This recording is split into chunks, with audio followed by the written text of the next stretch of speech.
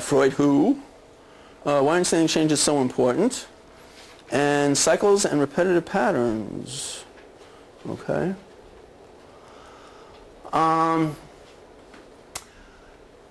Obviously Sigmund Freud has had an immense impact on the field of psychology, and really the father of psychology, and yet he continues to be very controversial.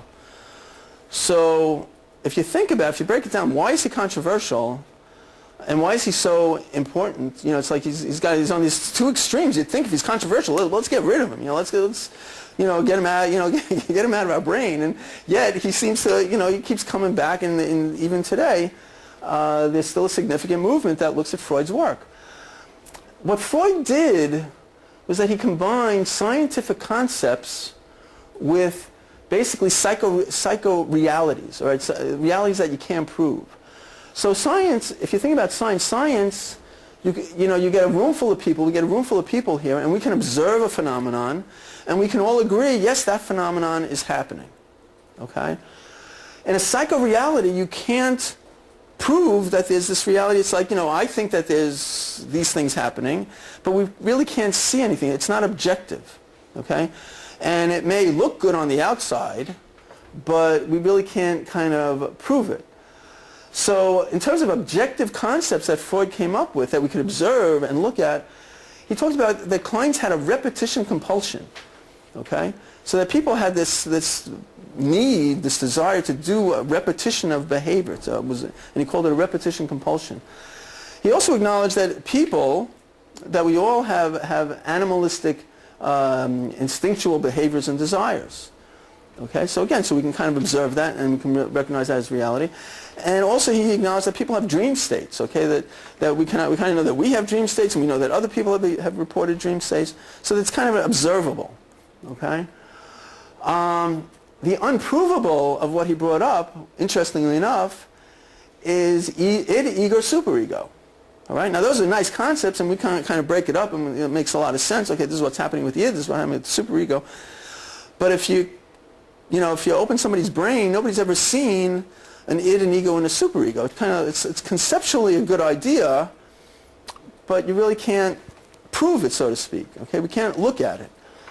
Same with the Oedipal complex. Okay, nice idea, but you really can't prove it. I mean, it was an idea that Freud came up with, but it was something that other people who were studying under him said, well, I don't know if I can go along with what you're saying here. Okay. And also in terms of dream interpretation, I mean, I'm sure if you get 10 therapists in a room with the same dream, you're going to get 10 interpretations of that dream. Okay, so in Freud's mind, Freud believed that his interpretation was the right interpretation. Okay, but again, you really couldn't prove it one way or the other. In terms of Freud himself, again, he developed psychoanalysis, but he himself never defined what the process of change was. Okay, and really we have not addressed the process of change in the field even since the beginning of Freud. So the question is, why is it so important to understand what change is about? Okay, part of understanding what change is that if you don't have a good conceptual understanding of change, you don't really know what has happened in the treatment. We kind of intuit, yeah, the client's changed, but he's changed his thinking. But we know that more than his thinking has changed. His whole lifestyle often changes. Okay?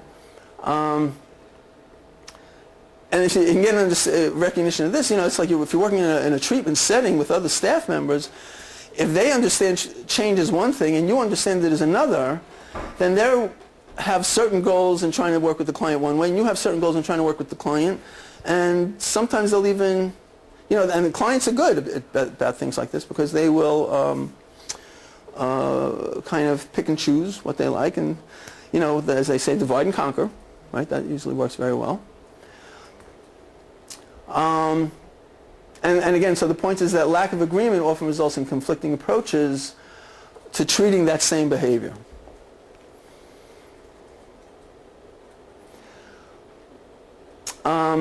Interestingly enough, I mean, the paradox is really a part of science itself, where I can get, you have a positive and you multiply a positive times a positive, that's a positive, right?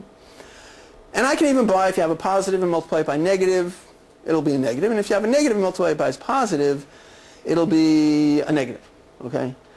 I don't get, it doesn't make sense to me, if you have a negative and you multiply it by a negative, right? Obviously it's a bigger negative, right? That's obvious, right?